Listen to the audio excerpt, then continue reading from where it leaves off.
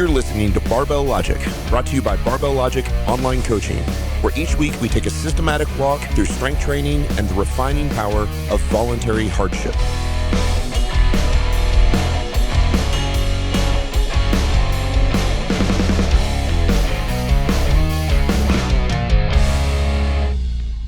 Hi, everyone. Welcome to the Barbell Logic podcast. I am Rebecca Krieg, Barbell Logic coach, and I'm here with Anna Marie Oakstody. And we also have with us today, we're very excited, we have the one and only Rachel Reynolds. Oh, you flatter me. I mean, it's true. Yeah, we're excited she's here with us today. I'm excited to be here. Rachel is another super strong mom. How long have you been training for? Like quite a while, right? Yeah. When did you start? Oh my gosh. Well, I mean, being that my husband has been a fanatic Right. about training since he was in high school, it's kind of one of those things that, with your spouses have kind of caught on to their hobbies as well. It may not have been something you were interested in, but it was something that he was interested in. It was kind of like, well, if I want to spend time with him, I probably ought to get in the gym and do that. So that would have been, when we first got married, that we started training together. And, and it's kind of, if I had a little graph of how my training's gone, it would be a lot of ups and downs. Me too. Yeah, same. It's not been consistent, having babies, that definitely changes things. And I had C-sections with both of my kiddos. So that was a whole other thing to deal with. Recover from. Yeah. Yeah, for sure. So training's been for a long time, Right. but not consistent at all. So Yeah, but you still are very, very strong. You've competed. I have. And your press is amazing. Every lift of yours is amazing, actually. So not currently, but that's okay. I am proud of my numbers that I've PR'd with. But you have those numbers they can never be taken away from you. That's exactly right. Well, so today's episode, I'm really excited about this one. It's going to be a lot of fun. But we have a list of things that you may or may not come across on the internet about moms and lifting. And what I want to do is have this panel of strong moms give you the tea, the lowdown, the exactly what is actually true and what we find is bull crap and what is not. So we kind of are calling this Strong Moms Myths Busted. So we're going to go around and we're going to talk about a subject, and we may not all agree. I mean, I don't know if we will or not. Just give our opinion about whether we have found that to be true for either ourselves or other moms we know who lift. And we do not know any of these. You're going to surprise us with them. No, that's true. We have not been forewarned. I'm sweating a little. Oh, no. No, wait, I don't Nerves. think, don't worry. Because this is all stuff that you girls I know have come across before or talked to someone else about before. But these are all things that, come up on those mom websites, like, should you lift weights? Like those kind of questions. But okay, so the very first one, this is pretty easy, I think. So I'm going to ask you guys what you think. But the first buzz thing that I read on the internet one day was lifting gives you the energy to keep up with your kids. Is that true or false? Okay, so I don't know about lifting giving me the energy to keep up with my kids, but it gives me the strength to keep up with my kids and to be able to do the things my kids want to do with me. So that would be my twist on that one. I don't training can be exhausting. So I don't know that it's going to give me a caffeine kick, but I think it definitely raises your strength and maybe your stamina. I'm not quite sure about energy. Yeah, I would agree. That was the word I kind of got cut up on as well. Yeah, I think it helps, like you said, with your stamina and everything. For me, the older you get, the harder training is on your body. And I feel like it takes a lot more time for me to recover. But my kids are also older. Mm-hmm. So I'm not having to chase after them. I'm not having to do those things. So I can, be a little more calm with my, day-to-day activities. Right. But yeah, as far as energy goes, I wouldn't say that. I would say it probably gives you more endorphins. It probably makes you Calmer. Calmer. That's a big deal too. Yeah. A little happier. Yeah. And so, yeah. Yeah. There's probably a difference between the actual after workout feeling and, training for a competition or something. That can be pretty exhausting, actually. Yeah. If you're training really hard, if you're doing a really advanced program, you're pretty you are pretty beat. Your legs are tired. But I'm in the same boat as Rachel. Like my kids are older. So the energy side of it isn't like keeping up with toddlers anymore, that can be very exhausting. Yeah. But I have to say, I don't know if it's energy either, but there are things I know I can do or try to do with my kids that a lot of other moms aren't strong enough or capable enough to do. Mm-hmm. So in that sense, I would say I feel younger a little bit than I actually am. I mean, I still felt fit enough to play rugby, which is pretty crazy. Nice. And, Yeah. just like the things that they'll try to do, like I don't feel like I'm unfit to do.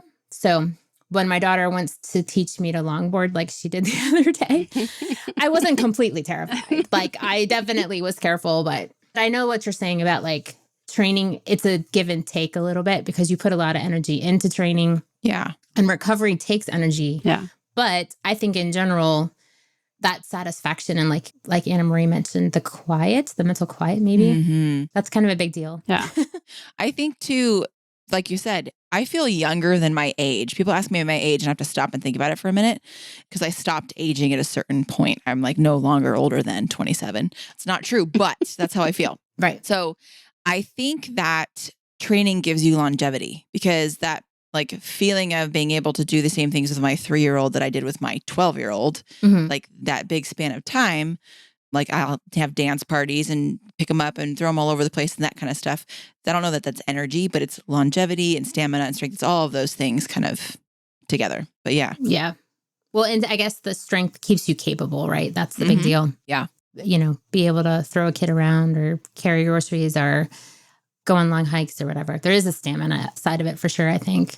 Yeah. I'm going to put these two together for us, but it's the biggest thing you hear about you need to lift weight because it tightens and tones your body. Our favorite word, tone. Right? That's what, I mean, that's on so many magazines. It's on every website. Oh man, this is when the video needs to be in there so they can just see us like, Yeah. like rolling our eyes. But we can't do the episode without approaching that one because I mean, have you gotten asked that before? Oh, many, many times. Yeah. I just need to tone my body more. Yeah. Doesn't lifting weights tone your body? I think I'm guilty of asking my coach when I first started, hey, I want to tone. How do I do that? And I got tonus is actually the state that your muscles are in at all times. And if you don't have muscle tone, you're dead. That was the response that I got. And I was like, okay, thank you. Which is true. Yeah. It is. It's absolutely true. Right. Yeah. But I was like, because I had that same idea that like, because it's kind of married to the idea that if you lift weights, you're going to get big and bulky. So you have to lift high reps, low weights, or medium weights, but you can't go heavy because therefore you're going to turn into a male. So, I mean, I've definitely heard that one, and I think it's total silliness. It's like Pilates makes your muscles long and lean, and you're like, well, does it? I don't know. Total bunk, for sure. But I think it's out of ignorance, honestly. Right. I think all of us grew up in the 80s and, they had all of those exercise, like jazzercise video tapes, the things that you would watch. Leg warmers. Jane Fonda. Yeah. And everybody's talking about getting toned. And so I think that has come out of that generation of, people being ignorant to what actually, the difference between being toned and being muscular. Definitely. And so I think that's probably where that comes from. I mean, what is the question that women are asking? Or what are they looking for when they say toned? I think sometimes they know and sometimes they don't when they say that. Yeah, it's true. I would think definition, like maybe definition or visible muscles, I think, but not too visible, but visible. Like they want to get rid of the bat wing, the under the arm thing, or they don't like the inner thigh jiggle. I mean, thick thighs are the best. Amen. But they don't like the they don't like the inner thigh jiggle, or they don't like where your butt melts into the top of your legs. Like those things, I think that's what they're thinking about. They're like definition of specific muscles. Right. And I do agree with Rachel. I don't think it's malicious. I just think that it's the information that has been largely disseminated to the population. And I think sometimes they think that's the same as strong, or maybe they don't. I don't know. Like sometimes I think it's just, like you said, ignorance or confusion Because I think if you said to any woman, would you like to get a little bit stronger? She'd be like, yeah. But then there's like this self-limiting, like, I just want to get this amount of stronger. So I'm more defined, or I look different, or this area of my body changes. But I still fit into my clothes. Right. Yes. Which are like, but you don't really want to fit into your clothes if you want your butt to look different and Exactly. you want your legs to look different and you want your arms to look different. You really want to fit into different clothes. Exactly. And look even better. Exactly. And look way better. I have to ask you guys, like, frankly, though, did you have a moment when you started training, a moment of like, oh my goodness, with your own clothes or whatever, that you were a little bit like, what am I doing here? A little bit of a panic? Or were you always like chasing after that, like stronger, I'm going to say thicker body? Because I think if you train, in my opinion, bulkiness, like women are worried about, I think they're talking about getting thicker. Right. Or like looking bigger. Right. I think that's what most women are talking about when they say that. But I think they don't want that when they start training. And some women are not going to get very bulky because just genetically, they just don't have that. But I think almost everyone who trains long-term, like longer than a couple of years, and doesn't like really calorie restrict themselves, is probably going to have a thicker body. So I think bulkiness, this is my opinion. And I never tell a woman she's not going to get bulky, actually. I always say, I don't know how your body's going to respond to training. But that's kind of my answer when they're like, can you get rid of this here, this jiggle or this? And I'm like, nope, can't guarantee that.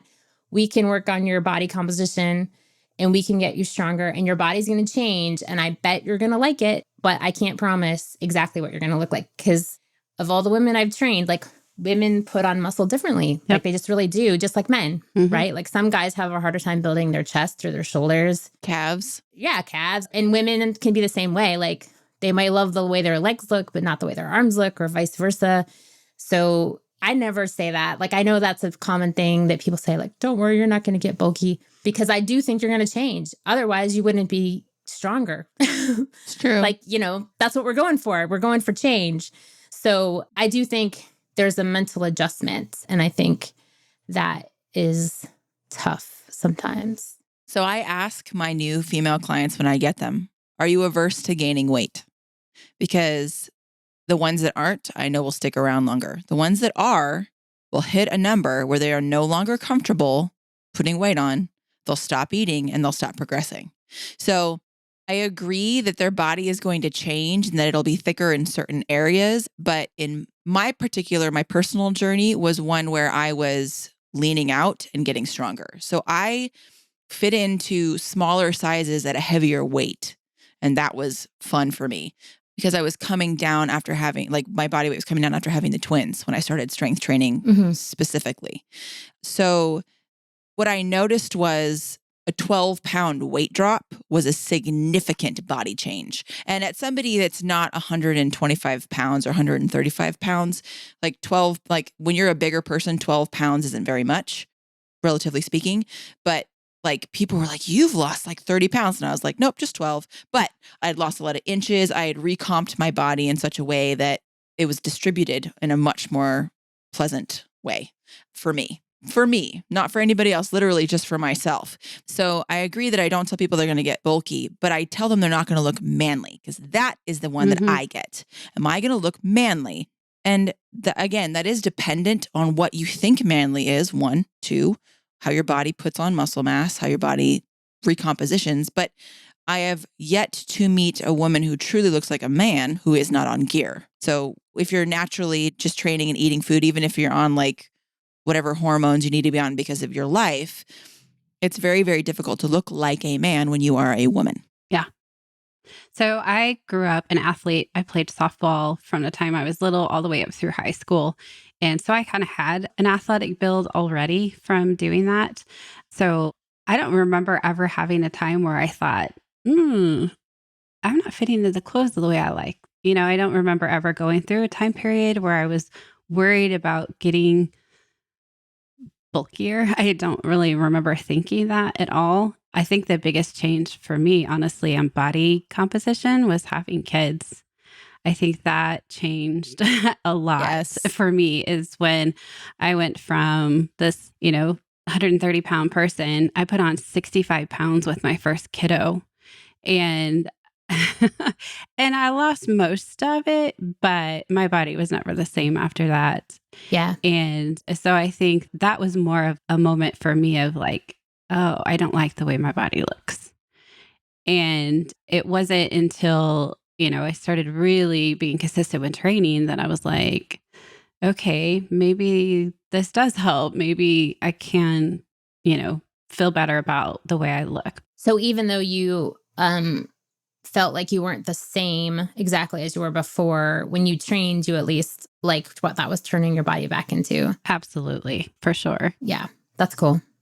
We said that in our pregnancy episode. It is an important point. Like, there's so much pressure these days to have your baby and get back to like whatever weight or whatever you were doing before. And it really is a significant physical event. If your body doesn't snap back, you are not alone and you're not weird. And there's nothing wrong with you. You're a normal person. That's right. That is exactly right. And it doesn't mean that you can't get back to looking a way that you like. It might be different, but right. You definitely can. I think that's an awesome story to share, Rachel, because I think that's an important point. It's just, some women might, but a lot of women don't because it's a significant thing. Yeah. You're not the same person anyway because you have to take care of another little heart. So it just goes along with it, right? Yeah. You never come back from that one in the same way, which you don't want to. That's the whole point of having kids is you want to be totally different. Exactly. But I know even genetically thin women have that feeling about their body that it's totally different. Whether they get to the same weight, they're like, I don't look the same at this same weight. And that's one of the reasons why I don't like using weight as a measure or a metric of success, because right. your body is different. You can be the same weight 16 different times in your lifetime and you'll look different every time. Exactly. I definitely have clients who have not lost weight, but people swear they have. Like, you do the same thing you were describing. Like, right. Like, they would have swore that you lost 30 pounds because it does change your body. I definitely have had those moments where I'm like, ugh, clothes shopping, or like, I don't fit into this anymore. I don't know what to wear.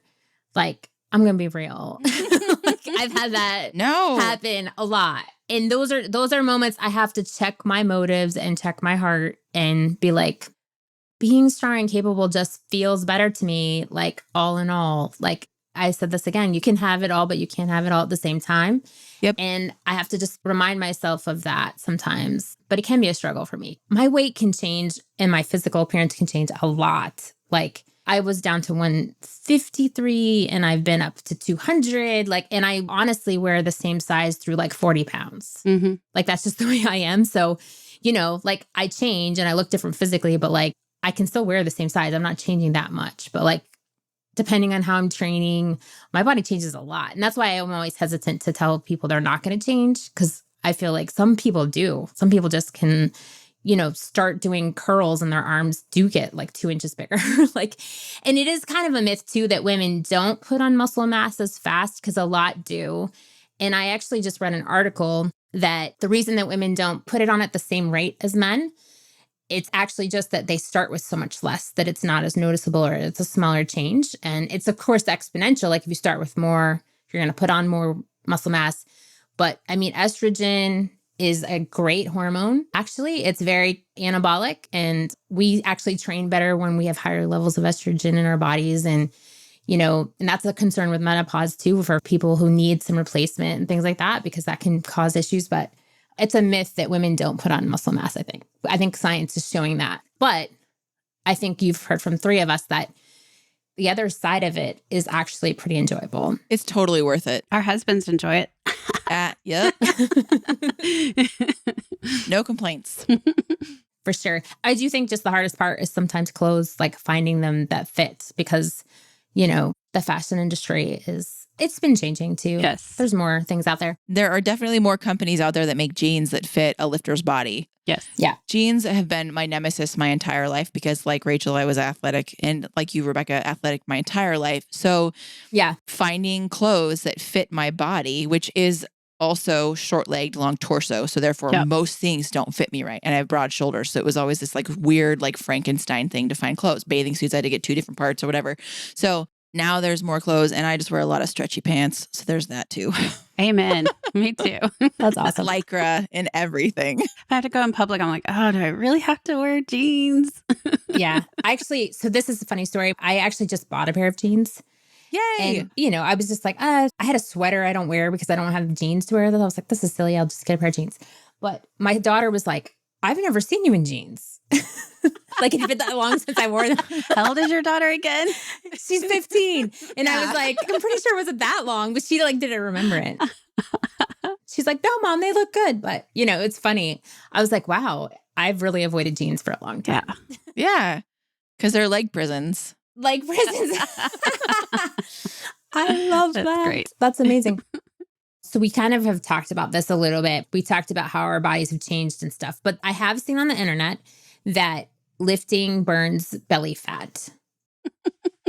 I mean, okay. I love how you're like leaving that as a question. Yes. Does it? I mean, What's your experience?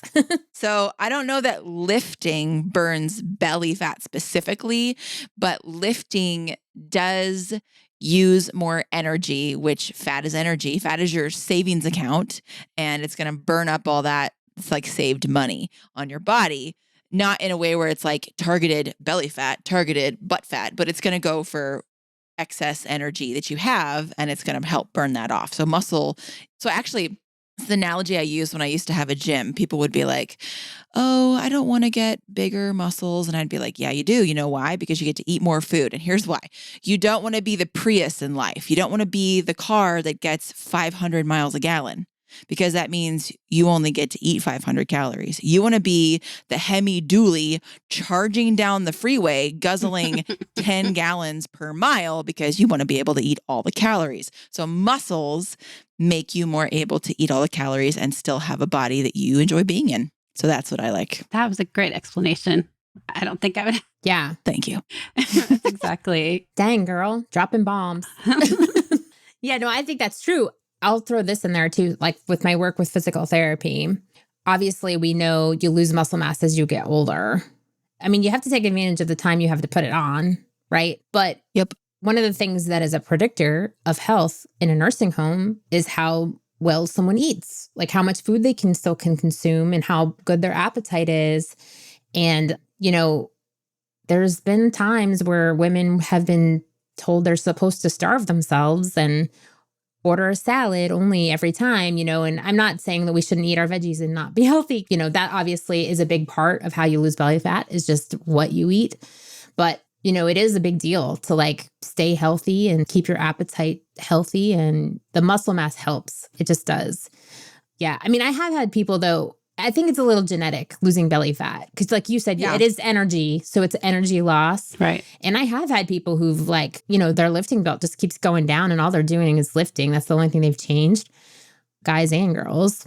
Yep. But I have others that's not the case until they actually start changing what they do in the kitchen. Their macros. Yeah. They change how they eat. And that's hard work. Mm-hmm. We can't avoid that. If you want to lean out, you just have to take care of yourself and, eat well. And It's not as fun, but if you want the results, you're just going to have to do that. That's where we've been going through that the last several months, that Matt and I kind of hopped onto the 10-day challenge, and it kind of spurred us on to continue with that and use our MyFitnessPal for the macros and everything.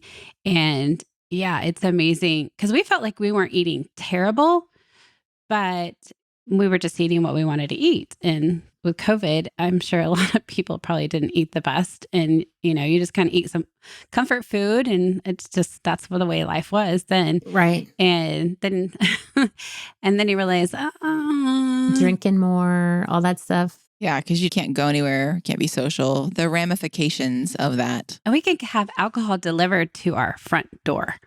So that was really dangerous. Positive change of the virus. Right? Yeah. I grew up in a place where like you couldn't have containers outside. But when COVID hit, now you couldn't have an open container in your car. Right. But you could have like a sippy cup, one of those like to-go cups with like a margarita in it. And I'm like, Yeah. how do you know that there's no alcohol in that? Yeah, and then you could get it to go. It's like when you would go pick up stuff, if you get curbside service or something, and they bring it out to you, and you're like, is this legal? Is this okay? Because before, like you said, It's legal right now. before it's like, I could leave the restaurant with, Yeah. you know. And I guess that's a good point too. Like what you're saying, like it is hard work. If you really want to look a certain way, it takes hard work and discipline. But I don't think there's anyone who's really changed themselves to be like, where you're like, people are like, wow, who hasn't done all of those awesome nutrition tips that were in the 10-day challenge for Barbell Logic Yeah, those were great. and lifted. Right. Like if you get those two going together, Power couple. your body is really going to change, right? Mhm. I know all three of us have experienced that. Like, Yep. there's nothing like that. If you really want to change your body, Yep. you have to be doing both of those things. For sure. Yes. And I think there's a lot of women who think it's just cutting the calories, and you probably aren't going to look the way that you think you are by just dropping body weight. No.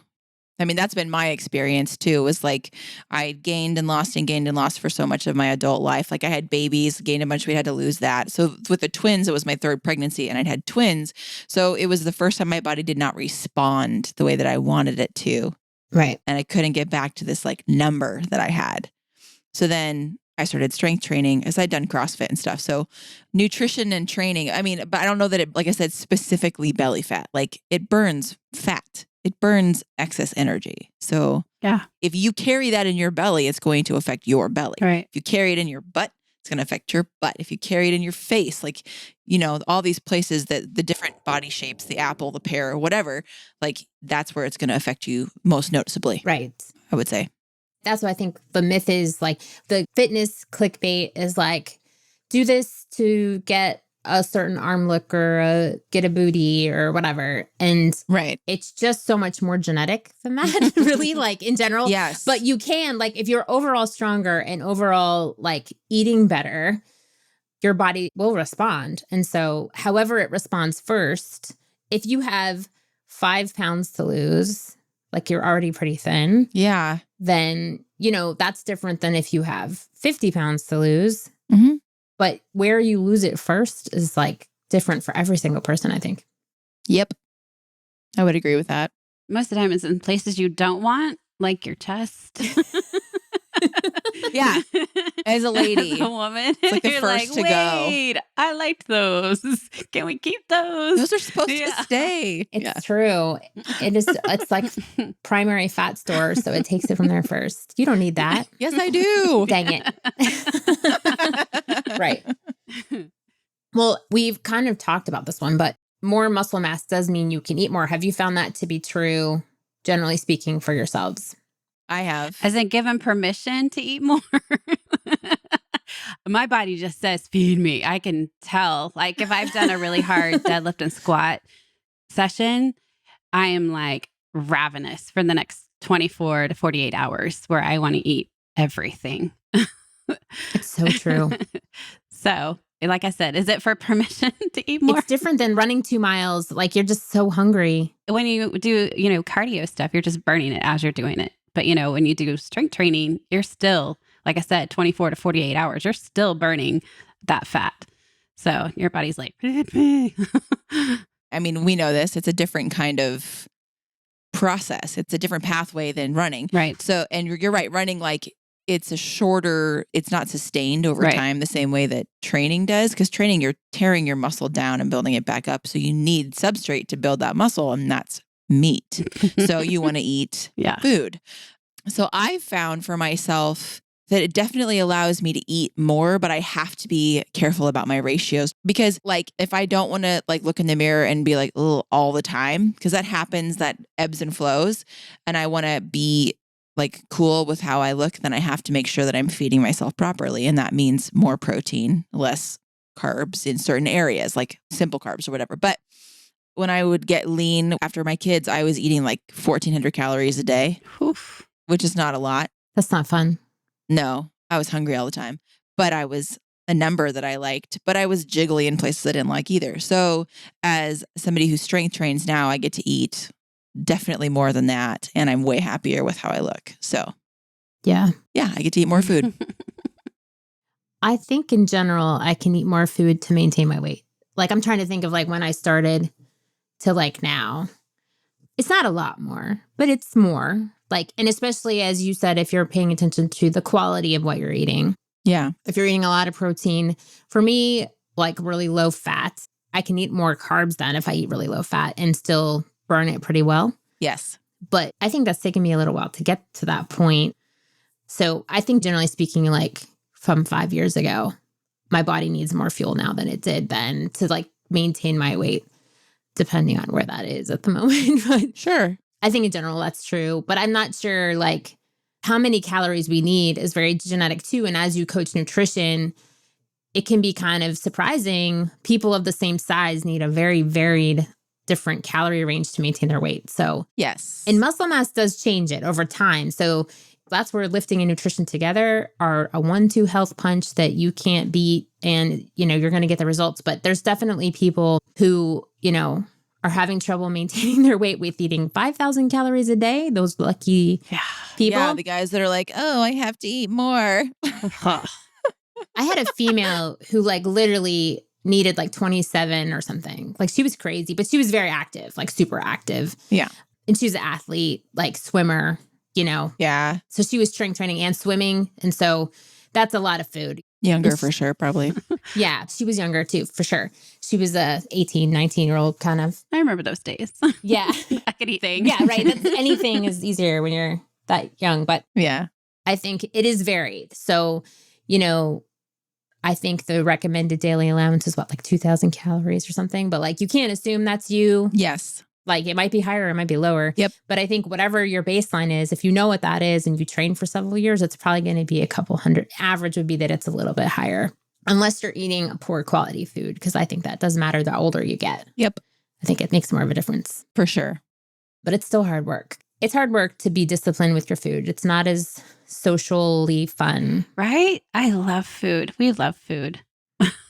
Same. And we enjoy it.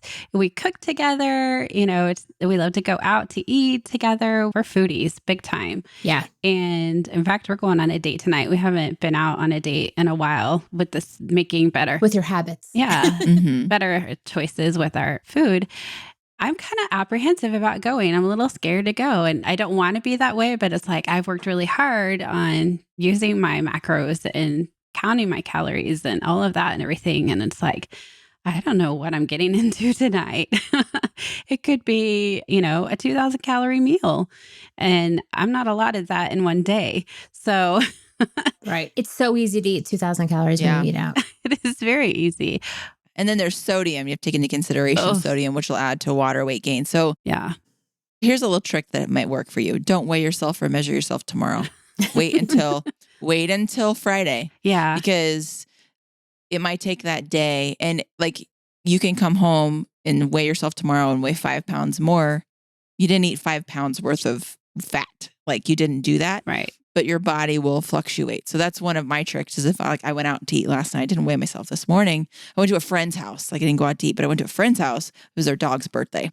So in Montana, everybody eats lots of meat, which is great. So I ate a bunch of really good food, but like not significantly over my macros, but salty, Right. prepared by somebody else. Like if I didn't want it to get in my head and I didn't want to stress out about it, I had to just give myself a day. Yeah. I'm drinking lots of water. There you go. Yeah. The longer you've been practicing good habits, the less impact it has on your overall results to have one meal out or, Right. Yes. Yes. you know, it's the same thing with training, right? Like if you've been training a long time and you take like a week off, you're not going to lose as much strength as you did year 1 or year 2. Like, Right. Or as a novice. so it has to be a lifelong perspective type of thing, I think. But, Yes. and I guess that's when it comes to eating more, I think a trap that a lot of people in general, I was going to say women, but this is just like humans, is like, we tend to think we have to earn our food sort of like, and I think that's where cardio becomes like Punishment. the choice of, but at the same time, it does burn extra calories and it has a place in training. So, I agree. you know, so it's not all bad, but it's just not a good relationship with food when you're like, okay, I have to earn my dinner tonight. Right. Agree. Yeah, I think that's a trap. I mean, having lived with chronic exercisers who are doing that to like basically as an eating disorder, right? Mhm. That's a real thing. And I think you have to like just warn yourself about that or think about it. Like, it's okay. You don't feel guilty about having a nice meal and enjoying all the social part of it and the wonderful flavors. I mean, we're lucky to be humans. We can cook our food and make these amazing recipes, like unlike animals, Yes. We don't eat off the hoof. That's right. We get to cook it and prepare it. It's amazing. And people are so creative. Oh my gosh. Yeah. Like food is an art for sure. Agreed. I don't think it's great to like take away that emotional connection to it either. I think that's part of, it is for celebration. It is for fun, but it is a balance too. Like you can't obviously eat that way every day. It's not your birthday every day. Right. Darn. It's a balance. It felt like it all last year though. With COVID. Yeah. I did have a couple people though who like, because they were cooking more at home, did a little better. Yeah. Because they actually found out that their bad habits were like at work. Yeah. At lunch. So I did have a few people that it was sort of a positive thing, but for a lot of us, it was like, okay, I'm going to bake bread, which you never do, or I'm going to bake, which I've never done, or you drink. Yeah. I made cinnamon rolls for the first time. Oh, that sounds delicious. Yeah. So good. Sourdough bread. I for sure got on that kick. Yeah. I mean, I still make bread regularly. I just don't eat it myself. There you go. That's restraint. Whew. Feed it to all your My kids and friends. Yeah. Kids are good for getting rid of all that junk food. But then you feel bad a little bit. They can burn it off faster. So, well, what do you say to someone who maybe has been training and they do get to that point where they're sort of like, I don't feel like myself. Like I'm getting bigger. Have you had friends like that who sort of tried strength training or maybe clients and they tried it and then they were like, I don't like this? Because I think in one sense, if I'm honest, like my personality is to be drawn to being as strong as I can, generally speaking, and having those life goals sort of in my mind, right? Like I might not do it now, but I definitely am not abandoning this. I'm going to keep training, but I do have clients that are like that. Have you guys ran into that? And what do you say to women like that who are sort of like, I don't know if this is for me, or I don't like what this is doing to my body? Usually I ask them about their nutrition because I did nutrition as one of my like areas of study in college. Plus I have my precision nutrition level 1. So I ask them what their nutrition is like and I can help them with that because because my individual journey, I was always cutting while getting stronger. So I know that it's possible. It might not be optimal for strength only, but it is a possible thing. It is possible to get stronger and lean out at the same time if you're a bigger person. So I've never really had somebody say, I don't think this is for me. Well, I've had some people say that and then they've just kind of like stopped because they are not willing to go way more than 117 pounds or 135 pounds. Like they have this number. It's a hard stop. They won't go past it. And there's nothing I can say. Like they feel like they're strong enough. But that's not very common. That's not a regular response.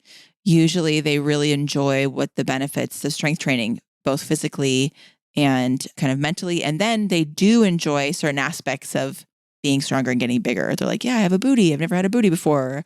My thighs are awesome, or my arms look great. But they're like, I feel this way about this part of my body. Usually it's the middle of the body. And so I'll ask them questions about recovery or nutrition, and then I'll try to help them, adjust the ratios to support what it is they're looking for physically and aesthetically. I'm not giving them 6-packs. Let me make that clear. I'm not like turning them into bodybuilders like shredded, but that's a whole different goal and a whole different right approach. Yeah. Right. It's a whole different genre, but sometimes it's just simple changes like that 10-day challenge. Simple changes can affect pretty drastic change in your body. And so I start with simple approaches and try to help them that way. Yeah, I definitely have had females do that. And I definitely want to say, it's okay that, like you might not want to compete as a power lifter, but there are other ways to approach your body changes. And I think not only like you're saying with just nutrition, which is normally the number one thing that actually has to change for what they're looking for, but also that's where we can actually add in cardio and we can train a little differently, like ratio wise, as far as like rep ranges and things like that, and still maintain a lot of strength. Cause I've never met anyone who's like, I regret that I got this strong at least. And they may be like, I don't want to be the strongest female ever, but like they always recognize like, I can do things now I couldn't do before. Like carrying my groceries is easier. Carrying my kids is easier. But I often find that women who've spent time getting stronger actually perform better with cardio stuff anyway. Yes. They can tolerate longer training. They can go harder. Therefore, they can burn more calories. So I really think it's beneficial to at least like strength train for a year. Try it, like, if you haven't, because it definitely, if your goal is you love running and you want to get back to running, it's only going to make you better at running and better able to tolerate like more intensity in a shorter amount of time, which is great for a busy mom. You know what I mean? Yes. Your training time is precious and hard to fight for sometimes with your family. Here's the thing about women that we need to be honest with ourselves about, I think, is that part of finding who you want to be, and that's part of physically and emotionally and mentally and everything, is understanding you probably won't be 100% happy no matter what you do. And I think women tend to be hard on themselves. They work really hard for something, whether it's strength training or otherwise. And they're like, yeah, I like this, but it's not quite perfect. Or I like this and I don't quite like that. I mean, part of that is our society, I think, that we have so much pressure about our appearance. But I think sometimes if women are at that point where they're not sure like what they want to do and they're kind of getting uneasy, if you actually ask yourself, like, I can just promise you that like some of the people who I know you emulate and think that you want to look like them still have parts of their bodies they don't like. And so it's really important to acknowledge that and accept it and be like, okay, I have to be a little more forgiving of myself. I've thought about that. I've talked about it with my sisters, perhaps like my close whatever. But I think that when someone's at that point, it's just a good thing to remember. You can do all this and you can work hard and it might work out and you might like it, but probably still will have something about yourself that you're like, I just wish I could change this. I don't know what it is about women that we're like that. Maybe I'm speaking ahead of myself. I think most women are like that. Yeah, I think you're right. I mean, like you said, it's social media, it's society, it's cultural. It's just something that since we were born, we've had, I don't want to say shoved down our throat, but it's just been something very prevalent in our society that I think that depending on the role models that they've had around them, like their mothers or, whoever other women that they've had in their life, depending on how they viewed their body, if they were all the time, I just don't like this part about me, I don't like this part, and all the time, then they're seeing that modeled for them, unfortunately. And so I think it just is a cycle that continues on.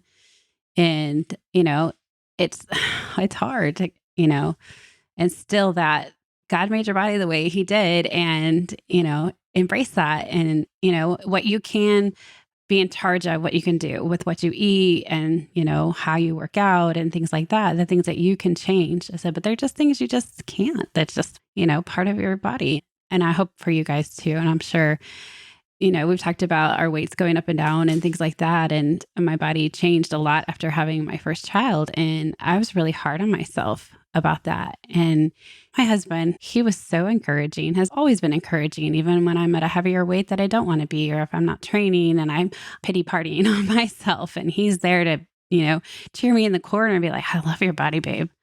It just every time. And here we are, we're 21 years married and still gets butterflies, and so that's so important to have people in your corner for you to encourage you and cheer you on your way.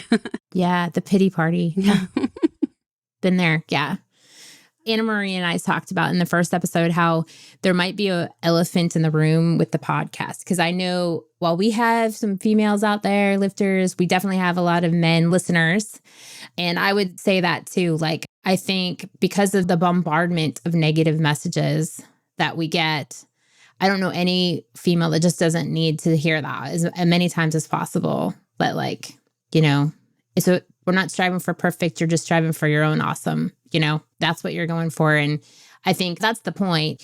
You may not 100% like your body, but I really think you're going to like the other changes and feel empowered in a different way. And that brings me to my next myth. I don't even think this is a myth. I know we're all going to say that this is true. Strength training builds confidence. 100%. 100%. I figured that was a slam dunk. Yeah. Why don't you guys just share a little bit? Like, how do you think, what about it brings so much confidence with yourself or other females that you've coached or been around who've lifted? I think it's the capability that comes with being stronger. Like I can talk about my own experience. I was always strong. Like that was like people are like, you're so strong. Like that was a thing for me, right? I thought I was strong and then I got strong. But like every day I was strong, but then I got stronger and that was great. And the things that I can do without questioning my ability now, like I just know I can do it. And that changes the way you carry yourself. It changes the way you enter a room. It changes the way you'll let people treat you. And it changes the way that you present ideas. And I think it's fucking awesome. I know that at least in our generation, I felt like we were raised to not take up much space, to be as small as possible, to, want to feel dainty and tiny. And I think I've always bucked that my entire life. My parents will probably tell you that. I was always in people's space and loud. But I think that it just kind of reinforced that in a positive way for me and made me feel capable physically, but also like strong enough to know what I knew and be able to present what I knew. Like it was just awesome. And I've seen that in my female clients and my male clients. That's actually one of the things that I love about being a strength coach is I'm like, you don't even know how badass you're going to be. You're already pretty badass, but you're going to get like so badass. And just that confidence in themselves, that in their abilities, and they'll stand up for themselves. I've seen friends who have coached get out of bad relationships because they're like, I don't need to take this anymore. And there's something about choosing to struggle and doing hard things that gives them that confidence to go, oh, this is not something that I have to struggle through. I don't have to be here for this, male and female. And I think that it's really awesome. And I'm a huge fan. So yes, 100%. Agreed. Yeah. As you were talking about that, I can't help but think of, you guys have heard this 1,000 times, voluntary hardship. I mean, it's just one of those things that you do choose or don't choose. There's going to be an outcome.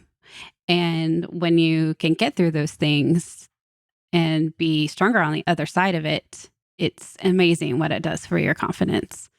And for me, when I'm in control of my training, I'm in control of making healthy choices and feeding my body right, that drives my confidence like crazy, knowing I'm the one that built that. Yeah. I'm the one that has chosen to make this decision of eating right and training. And that wears a lot on my face, that I can show that, yeah, I am strong. I do look better. And it drives other things, other confidence within how I speak to others, how I hold myself in a conversation. And yeah, for sure. To me, that is the most motivating thing coaching. Anna Marie said it too, but like you take that young woman or man, but there's something for me extra cool about seeing someone like a female who's never lifted before, maybe not even isn't even an athlete, and, hesitantly start to squat and press. And then you see her 4 months later and she is like stepping up to the bar. She knows what to do. Her body's already stronger. She's moving it faster. She's walking around the gym differently. Like it's dramatic. It's just dramatic. And I do think it fights the bad things in society that, women have to deal with, they get bombarded with. There's nothing that gives you more confidence than just being more capable than you were, seeing your own growth, right? Like you see your own growth through your own change and you're like, I can do this. I can do this. And I can stand up to somebody who's saying something that they shouldn't be saying to me. It's a big deal. It's a huge, huge, big deal. And I think it's actually one of the best reasons to train, if you feel like you want to change yourself. And I know we've done podcasts too about the mental health side of all of those things, but I definitely think confidence is one of the biggest things. The last one I have for us is actually stress. It relieves stress. That's what I've read on the internet, that women should lift weights because it relieves stress. And I was wondering what you girls think about that one. I think that it might be dependent on the person and it also, I think, time. I think sometimes it's more stressful for somebody at first if they're failing, like when you're hitting that wall, when you're like new to lifting, like that can be more stressful. I remember getting stressed out about failing lifts and not wanting to go train. But My experience and the experience for most of my lifters is that it does relieve stress. But I think, again, that is not like 100% across the board. It's going to depend on the individual. Yeah. For my husband, it definitely is something. I know when he's not trained consistently for a while, that he's a little more stressed out. But so I'm glad. Like you don't want to be around him. Shh. No. Yeah, right. Yeah, for me, I'm a pretty even keeled person. So yeah, I think like you said, it just depends on the person. And so sometimes if I know I have a heavy lift to do, it actually causes more stress for me. And I'm like shaking. I'm like, I know I got to do this really big squat or deadlift. And I don't know if I'm ready. And I get kind of hyped up about it. But I think it can be positive either way. Yeah. There are definitely people who take it like medicine, I think. And I don't think there's anything wrong with that. Like they choose to lift for health reasons. Like, I want to grow some muscle mass as I get older, or they have an injury they're trying to work through. And for me, I've had times where it is not stress relieving. Like I definitely get more stress relief from more intense, longer exercise. Like I know Anna Marie does jiu-jitsu, and probably the both of them are stress relieving for you. And the same thing for me, like playing a rugby game or going to rugby practice or intense WOD or a run or a hike, like all that sort of stuff probably puts me in a better mindset. But the thing about strength training is my long-term mindset's better, right? Yeah. Because I definitely want those things. And I know I'm investing so much into myself that it's totally worth it. But like Rachel, I've had days where I'm like, I do not want to do this today. Like this seems scary and hard and I don't want to do it, but you do it. You do. And you're so glad you did. Yeah, you feel great after, right? And I guess that's kind of stress relieving because you did something really good for yourself. And I think that's why people who maybe find it more like work or take it like medicine still can consistently do it because the benefit is just so apparent and they can feel satisfied that they did it. But I think that the longer you have that habit, the more you feel that way because the more you see the results. It's definitely not something like in your first month of training you might experience, but right. Like if you've stuck with it for a while. I mean, I like to do conditioning. I like cardio. Yeah. And people think I'm weird, but I have an echo bike and I will get on that thing and I love it because it's like jujitsu. Like you don't think about anything else. Yeah. Like your brain stops. And for somebody who is doing things all the time, like most moms, it's really nice to not have a completely occupied head all the time. Right. And for a lot of moms too, let's say the exercise that's social is good. Like if you can lift with someone else. Yep. Oh, yeah. That helps a lot. Or like, maybe that's what's good about going for a walk with your girlfriend. Or maybe it's getting out there and running by yourself is actually very therapeutic. So yeah. I do think picking the best mental health activity is different. And I have a guy now who, he picked up mountain biking in the pandemic to relieve stress. And he still trains, but like that was his big, stress relief during all the craziness.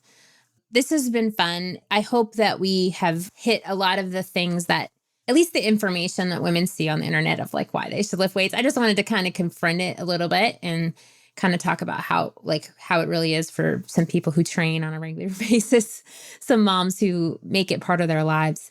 Like we have talked about how, a lot of men start training and then they want their spouse to train or their girlfriend or whatever. And sometimes that's not the best motivator. But I mean, there's women who just decide on their own and they're the ones that drag their husbands into training too. I've had that happen. But what do you say to a mom who's already busy, has a couple of kids, and is like, oh, I feel like I should make time to train, but I'm not sure if it's for me? Because you already feel busy and like you want to pull your hair out, right? Because your time is not your own when you're a mom. And like, what do you say to that person who's thinking about it, but isn't sure if it's for them? Try it and see. I mean, like I know the benefits, so I'm going to be like, girl, you don't even know. But I just say try it because the doing sometimes is what it takes. Like the idea, like can be very intimidating, but the doing is where they'll see that transformation in themselves, hopefully. And I know that like I'm too busy, I don't have time for that, but you gotta ask the question, how important is your long-term health to you? How long do you want to be around for those kids that you are working so hard to take care of? Like there are certain things that we have to do if we want to have a good quality of life. And this is one of those things that pays off exponentially for a long period of time. So it's going to depend on the person, but I'd appeal to whatever it is that they, that they really hold dear and see what that'll do. Yeah. Right. I think it's important for them to find a coach that they connect with.